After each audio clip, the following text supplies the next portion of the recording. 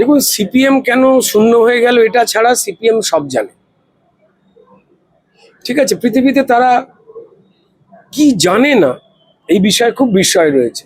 CPM এর নেতারাই একমাত্র বলতে পারেন যে পাড়ায় কার বাচ্চা হবে, সে ছেলে হবে না মেয়ে হবে, আর তার নাম কি।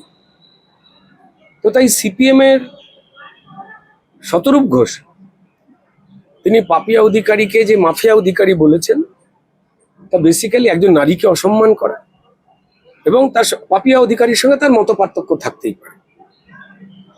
পাপিয়া অধিকারীর ব্যাপারে চারটে কথা বলা থাকতে পারে, কিন্তু যেভাবে পাপিয়া অধিকারীকে তিনি মাফিয়া অধিকারী বলেছেন, আমি তার তীব্র প্রতিবাদ জানাচ্ছি।